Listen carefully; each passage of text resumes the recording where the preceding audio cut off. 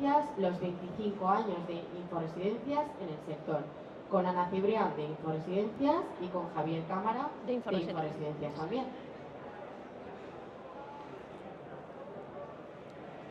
Pues muchas gracias. Aquí estamos y bueno, os queríamos pues con todos vosotros explicaros que estamos celebrando los 25 años de Inforesidencias. Y para los que no nos conozcáis, ¿qué es Inforesidencias? Pues somos el buscador y comparador líder en España a día de hoy, que nacimos en el año 2000. ¿Qué hacemos? Es el buscador más importante que hay en España para la búsqueda de residencias de mayores, centros de día, servicio de atención domiciliaria y ahora también apartamentos con servicios y salud mental. Sobre todo, pues llevamos estos 25 años haciendo muchas cosas, entre ellos pues iré dando los hitos más importantes que hemos hecho. Sobre todo, pues eso, en el 2000 empezamos, cuando apenas la gente hablaba de Internet, pues hicimos el primer portal. En el año 2003 las residencias asociadas nos pidieron que, ya que teníamos, que les enviábamos todos los contactos, todos los leads de personas que buscaban residencias, pues que también si podíamos ayudarles en el tema de la bolsa de trabajo. Y así hicimos. En el 2003 montamos la bolsa de trabajo de inforesidencias.com. Y para que os hagáis una idea, pues actualmente en la bolsa de trabajo tenemos, más o menos nos entran unas 1.500 ofertas al mes de residencias, centros de día, servicio de atención domiciliaria que están buscando personal, y más o menos tenemos unas 70 personas al día que nos envían sus currículums, 70 personas nuevas, y todo siempre de lo que es el sector geroasistencial. Actualmente en Inforesidencias podemos decir que somos los líderes del sector, tenemos más de 1.200 centros asociados, los tenemos ordenados por transferencia, que después explicaré lo que esto significa, y tenemos más de 5.600 centros en el portal. Y lo que queremos hacer también es, a la vez que hablamos de Inforesidencias, vamos a hacer un poco cuáles son los hitos que pasaban en el sector. Y aquí tengo a Javier. Gracias, Ana. Pues sí, efectivamente, en paralelo a la creación, al nacimiento de Inforesidencias, pues ¿qué pasaba? ¿Qué ha pasado estos últimos 25 años en el sector geroasistencial? Bueno, pues lo primero fue uno de los más importantes que ha pasado en toda la historia de España de la atención a las personas mayores, porque hubo un cambio normativo crucial que fue el de la ley de dependencia. Se habla siempre de 2006, 2007, porque bueno, se aprobó en diciembre de 2006, entró en funcionamiento el 1 de enero de 2007. Bueno, acabamos de celebrar la mayoría de edad, 18 años. Un cambio normativo crucial para la vida de las personas mayores con necesidades para atender su dependencia, pero que, como todo el mundo sabe, vino coja. Genera un derecho constitucional, genera una serie de, el reconocimiento de una serie de beneficios para las personas que tienen estas necesidades, también en forma de prestaciones económicas vinculadas al servicio, o sea, no solo un servicio, sino también el dinero para que tú contrates ese servicio. Pero claro, hicieron una ley fantástica, llena de buenas intenciones, lo que siempre hemos dicho, lo que dice nuestro fundador, Josep de Martí, el Word lo sostiene todo es muy bonito, todo lo pintan fenomenal, pero si no va acompañado de una financiación suficiente, si no hay una memoria económica que te lleve todo esto a que realmente, finalmente tengas un servicio, pues se queda en nada. Y así está. Los informes que hace la Asociación de Directoras y Gerentes de Servicios Sociales todos los años sobre cómo va la dependencia habla de lo mismo. Es el limbo de la dependencia. Gente que está esperando a recibir un servicio, personas que ya han sido reconocidas con un grado de dependencia, que están esperando un servicio y que fallecen en la lista de espera sin recibir ningún servicio. A día de hoy, te digo que está en 15, cada 15 minutos muere una persona que está esperando un servicio y que no lo recibe. Entonces, bueno, pues es algo que se lo tiene que hacer mirar España como sociedad, el gobierno, el que esté, el que haya, porque esto no lo ha solucionado ningún gobierno, pues lo tiene que mirar. Esa ley de dependencia generó una serie de derechos que en algunos casos se cumplen, pero en otros no. Y ese es el más importante, es el evento más importante que ha habido en el plano de lo que es la atención a las personas mayores, ese servicio geroasistencial en lo que son los últimos 25 años. Después pasarían más cosas, las iremos contando. Las irás contando. Yo me centro en inforesidencias. Aprovechamos para comentar que en el 2007 empezamos a montar los primeros viajes geroasistenciales. Me diréis, ¿y qué es esto de los viajes? Pues pensar que hemos ido pues, a muchos países europeos, hemos ido también a Estados Unidos, hemos ido también a Japón, y lo que queremos hacer sobre todo son dos grandes cosas. Uno es saber allí cómo funcionan las cosas, porque cuando lo ves en primera persona es cuando te das cuenta de te gustaría hacer las cosas a lo mejor de la misma manera, a lo mejor puedes, a lo mejor no puedes, pero sí que puedes coger pequeñas ideas aquí y allá y aplicarlas. Y de hecho, lo digo con gran orgullo, pero que creo que hay muchas de las personas que han venido a nuestros viajes después se han llevado cosas y estoy viendo cosas maravillosas en España gracias a lo que se ha visto al extranjero, ¿no? Entonces creo que esta es una cosa muy interesante, muy bonita y yo creo que desde Inforesidencias lo fomentamos mucho, el salir fuera, el verlo y el poder decir, oye, esto no es imposible, siempre se puede aprender algo y se puede traer algo de fuera del aprendizaje. Pero Ana, te digo, además en estos viajes geroasistenciales, yo que he tenido la suerte de poder asistir a alguno de ellos, concretamente recuerdo uno en Berlín, en Alemania. Sí. Estábamos visitando una residencia pues, alemana preparada para un clima de frío, de lluvia, y había pues, un promotor, una persona del mundo de las residencias mirando cómo gestionaban el tema de la caída de agua. Sí.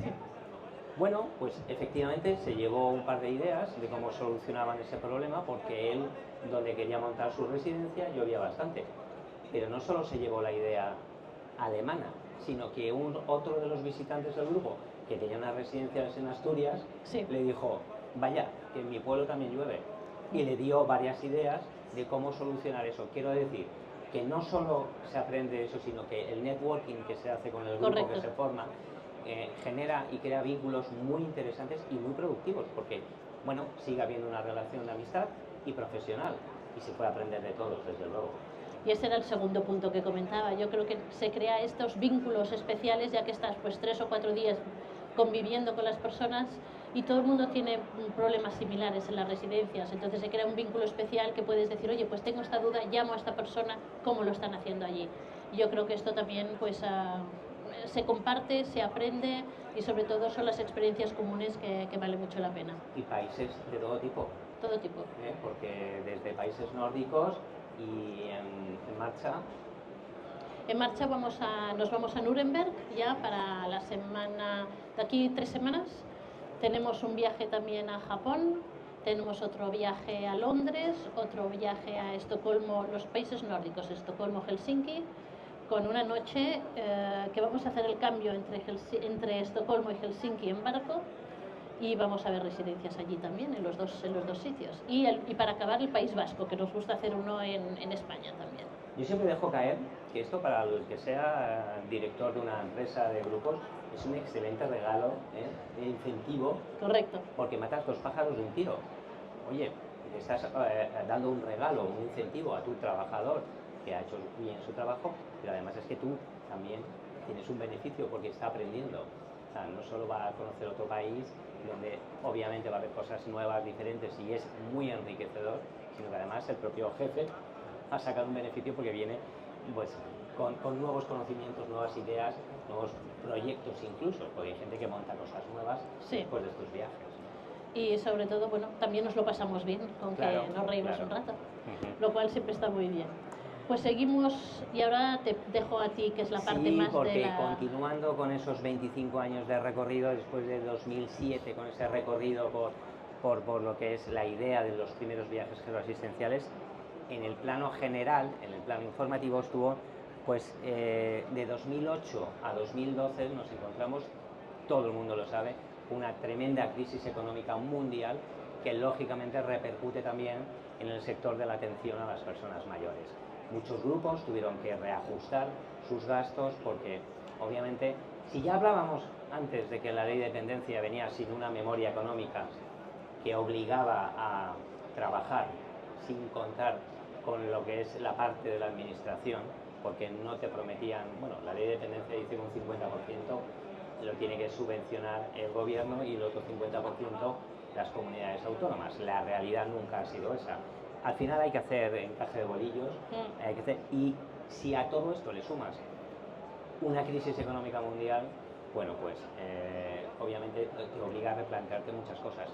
Tiene su parte positiva, y es que te obliga a aguzar el ingenio, a replantearte en determinados servicios, en la estructura de muchos centros, a cómo optimizar recursos, incluso a empezar a pensar en alternativas.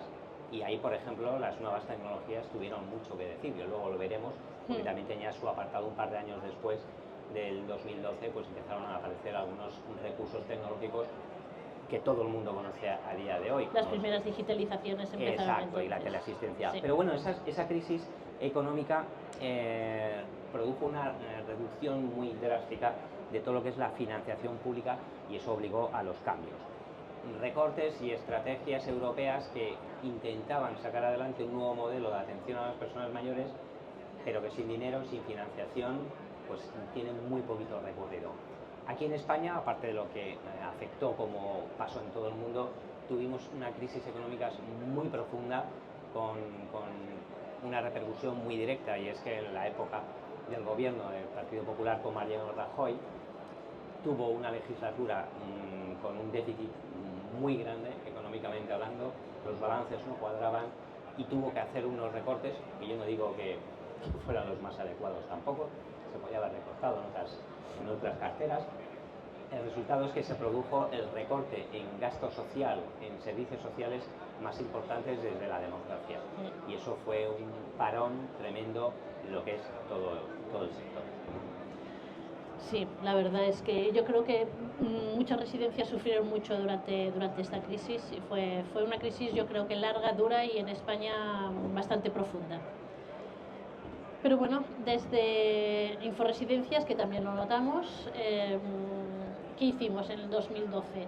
Fue una época que con la crisis también empezaron a contactarnos muchas residencias diciendo que se querían o vender o traspasar. Y entonces creamos un nuevo departamento que lo llamamos geriátricos.info. Entonces aquí estamos especializados en sobre todo compraventa y traspaso de residencias. Sobre todo lo que hacemos es la intermediación.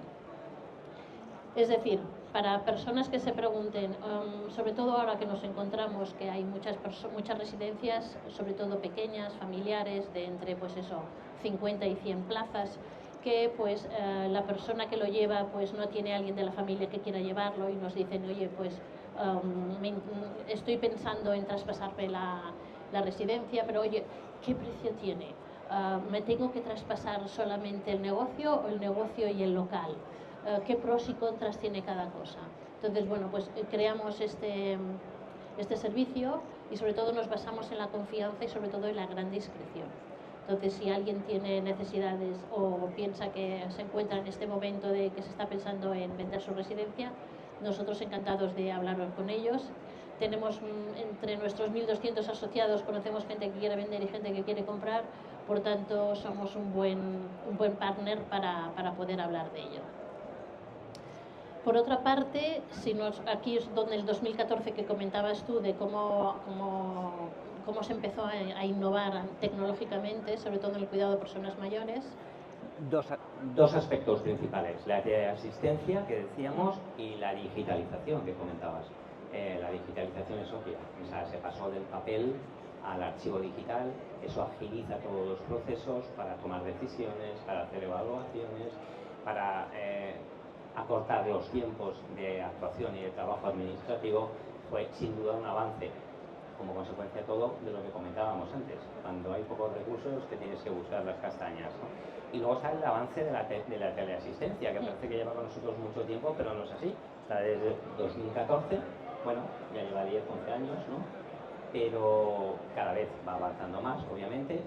Para los que no lo recuerden, no tengan así esa idea clara de lo que es la teleasistencia, ese dispositivo que tienes en casa, que la persona mayor que vive en su hogar tiene siempre cerca de, pues bueno, a modo de colgante o a modo de pulsera de reloj, donde en un momento determinado, pues si te caes o tienes una necesidad o necesitas que alguien te asista, puedes llamar y ponerte en contacto con un servicio de teleasistencia. Ya ha evolucionado mucho, te puedes imaginar, hay muchas plataformas, muchos métodos, pero bueno, todo eso vino en ese 2014. Correcto. Nosotros ya en el 2000, finales del 15 y 16, realmente creamos lo que llamamos nuestro periódico digital, Dependencia.info, que es el hijo pequeño de Javier. Sí, yo me encargo de dirigir ese periódico, que yo siempre digo que somos sector. Y cuando yo voy a una rueda de prensa, pues me encuentro con medios generalistas que hablan de las residencias, pues como hablan los medios generalistas de las residencias. Yo hablo con cariño y siempre preguntándoles a ellos, no dejo nada al aire. Siempre que hablo de una residencia o de las residencias en general, hablo con 4 patronales, hablo con sus directores, hablo con la gente involucrada. Apoyamos al sector, intentamos dar las noticias buenas, bonitas, que los medios generalistas no dan casi nunca. Oye, cuando hay que dar las malas también se dan, y siempre decimos lo mismo. Oye, que se producen malas prácticas en algunas residencias, es cierto. Sería una necedad intentar ocultar o negar la evidencia. Pero también te digo una cosa, que en una residencia hagan algo mal cuando hay 8.500, creo que el porcentaje es mucho más positivo que el de nuestros políticos o el de muchos más sectores que no quiero entrar ahora a mencionar.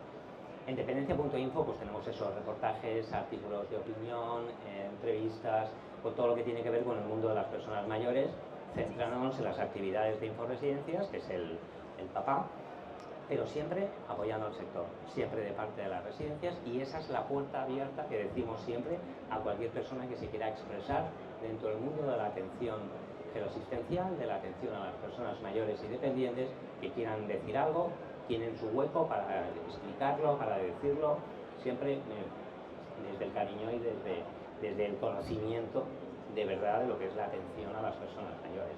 Ahí llevamos escribiendo desde el año 2016, ya llevamos también nuestro tiempo, nos tuvimos que, y luego hablaremos, que comer, entre comillas, toda una pandemia, ahí es nada, con toda la mala imagen que se daba en esos medios generalistas de lo que eran las residencias y de su funcionamiento.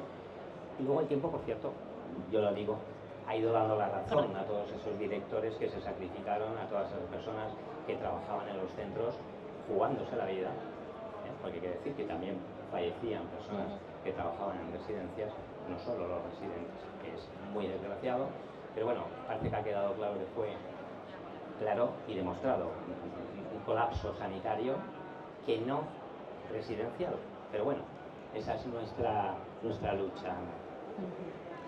Yo entonces, sobre todo desde Dependencia.info, es que somos la voz independiente del sector, y creo que eso es importante, que se sepa que somos completamente independientes y damos voz a todo el mundo. Y además, con tu punto que viene ahora, con transparencia. Correcto, con transparencia. Entonces, otro punto que montamos finales del 17, principios del 18, es lo que llamamos el índice de transparencia del portal. En el portal, en inforesidencias.com, ordenamos las residencias según su orden de su índice de transparencia. ¿Y qué significa? Significa que suben en nuestra página web toda la información respecto a pues cuáles son los precios, si tiene las imágenes, los vídeos, si tiene una visita virtual, el horario de vida, el contrato que tiene que firmar el cliente, e incluso les animamos a subir las actas de inspección. ¿Vale? Las actas de inspección, lógicamente anonimizando toda la información confidencial que puede haber, pero sobre todo nos interesa mucho pues dar toda esta información que, gracias a los viajes que hemos hecho, sabemos que en Inglaterra existe un organismo que lo hace, en Alemania también, y en España esto no existe. Entonces, como no existe, hemos decidido que es muy importante, porque si al final más información das, significa que no tienes nada que esconder, significa que lo estás mostrando. Entonces, lo que queremos, sobre todo, en un ambiente de poca confianza que existe en los medios de comunicación en general respecto a las residencias, damos toda esta información para decir, oye, toda la información está aquí, hasta el acta de inspección, puedes mirarlo. Cualquier pregunta que tengas, ven y nos lo preguntas. Si yo tengo que llevar a algún familiar, a un ser querido a una residencia, y veo que en la puerta de esa residencia veo un metacrilato, un cartel que pone estás en una residencia 100% transparente y comparable, es decir, que todos sus datos se pueden comparar con otras residencias, yo tengo más elementos de juicio para elegir la que más me conviene.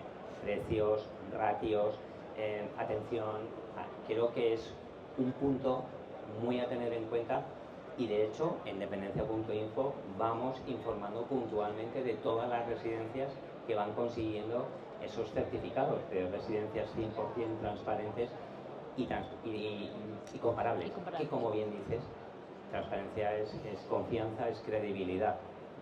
Que eso es lo que queremos desde Inforesidencias y desde dependencia.info, es lo que intentamos aportar al sector, transparencia y confianza. Y por último, después hablarás tú un poco, has hablado un poco de lo del COVID. En el 2020 nosotros hacíamos muchos seminarios presenciales, tanto en Madrid como en Barcelona, porque una de las cosas que nos gusta hacer es la gestión del conocimiento en lo que es el sector geroasistencial. Pero claro, debido al COVID... Exacto. Ahí pusiste en marcha el aula virtual, que de alguna forma se vio acelerada. Correcto. Por la necesidad imperiosa de distancia. Entonces, muchos de los seminarios que Inforesidencias organizaba, a los que yo asistía y aprendía en todos ellos, empezaron a hacerse de forma virtual. O sea, quien no ha hecho un Meet, quien no ha hecho un Team, quien no ha hecho Skype, quien no ha hecho, pues a todos. Inforesidencias creó su aula virtual. ¿Por qué? Porque esa pandemia nos obligó a todos. Como decía antes, ¿qué pasó durante esa pandemia? Como todo el mundo sabe, pues un virus nos viene, nadie sabe lo que tiene que hacer, nadie tiene ni idea de por dónde abordarlo, nadie sabe exactamente qué es lo que se necesita para atender con seguridad a las personas. El Ministerio de Sanidad, a poco que recordéis, y ahí están las hemerotecas, dijo en un primer momento que no eran necesarias las mascarillas. Fíjate tú, al final resultó lo fundamental, pero es que tampoco había EPIs. Quien más que menos recuerda algún vídeo en TikTok o en Instagram diciéndote cómo hacerte un traje, ¿sabes?, de esos personales, ¿no?, individual de protección con bolsas de basura. Correcto. ¿Por qué? Porque no había EPIs en este país, no había mascarillas. También nos descubrimos que no se hacen mascarillas en España, que de pronto había que importarlas todas de China o de donde se hicieran. Bueno, la pandemia fue un desastre para todo el mundo y en todo el mundo. O sea, que parece que nos pilló a España desprevenido y es una cosa que ha pasado en todas las partes del mundo. ¿Qué pasa? Que como las personas más vulnerables son las que viven en residencias y la gente no sabe lo que es una residencia, se piensan que es un hospital. A mi padre que me lo cuiden en este hospital. No, no es una residencia. Cuando tu padre se pone malo, tiene que ir a un hospital. ¿Qué pasa si en el hospital dicen no te lo cogemos porque no tenemos ni sitio ni respirador? Pues ahí estaban esos directores de residencias dando la cara todos los días con los residentes, con los familiares de los residentes y con las administraciones, que además cada semana te cambiaban todos los protocolos de actuación. Pero es que en algunas semanas y algunas comunidades hasta 3 veces. Dígame tú, el trabajo del director era enterarse principalmente de qué es lo que había que hacer. Junto a la pandemia, veo que se nos acaba el tiempo, Ana, pues tenemos la ley, el Acuerdo Belarra. El Acuerdo Belarra que de pronto dijo a todo el sector cómo tenían que ser las residencias y cómo teníamos que atender. Lo curioso es que no le preguntó a nadie del sector. De pronto, unidades de convivencia. Por cierto, cosas que ya venía el sector haciendo desde hacía tiempo. ¿Unidades de convivencia de cuánto? ¿De 10, de 8, de 12 personas? ¿Por qué? ¿Por qué no de 20? ¿Por qué no de 25? Nosotros consultamos a arquitectos y nos dicen que un número ideal serían 20-22. Pero después del Acuerdo de Belarra vino otro gobierno muy parecido y nos dijo que proceso de desinstitucionalización. Es decir, cuanto menos residencias, mejor. Más domicilio en casa. Pero ¿te has parado a pensar si la gente tiene sus casas adaptadas para que les atiendas ahí? Si tienes Alzheimer que necesitas cuidado 24/7, ¿puedes hacerlo en casa? Bueno, pues es muy difícil luchar contra la normativa. Muy complicado, nos lo ponen muy complicado. Y yo sobre todo lo que digo es, está muy bien todo en el papel, ¿no? El Word lo acepta todo, sí, pero no hay ni un Excel, que ya sabes que yo soy de Excel, no hay ni un Excel detrás de ello. Por tanto, ni en el Acuerdo de Belarra, ni el tema de este palabrejo que les gusta utilizar ahora, desinstitucionalización, yo creo que es tirar patada para adelante para no hacer lo que hay que hacer, que es revisar cuál es la financiación, cómo hay que hacerlo y si realmente nos van a faltar plazas porque se nos viene un boom. Y como decían esta mañana aquí en el Congreso de la Dependencia de Sanidad Valley Market, llevamos mucho tiempo demandando un 2% del Producto Interior Bruto de inversión para el sector de la dependencia. Me parece que nos vamos a quedar a dos velas, porque con esto ahora de la inversión en defensa o seguridad, como dice el gobierno, que están pensando en un 3% o 3,5%, me parece a mí que para la dependencia, que son siempre la niña fea, ¿no? Sí, somos los últimos. El último de la fila, pues me parece que no vamos a... podemos seguir muchos años más pidiendo financiación. Pero bueno, la financiación nos falta y creo que desde aquí, desde Inforesidencias, tenemos que seguir comentándolo. Y por último, bueno, comentaros que como hacemos 25 años, vamos a hacer unas jornadas que vamos a hablar del sector, vamos a hablar de los últimos 25 años, pero sobre todo vamos a hablar de la hora y lo que nos espera en los próximos años. ¿Cómo lo vemos? ¿Cuál van a ser nuestros retos? Y os animo a que entréis en Inforesidencias, que tendremos aquí pues toda la información sobre las jornadas y hacemos después una comida para celebrar juntos estos 25 años y para celebrar los 25 años siguientes que tenemos por delante. Con que muchas gracias y nos vemos el 7 de mayo. Guardaros la fecha. Muchas gracias.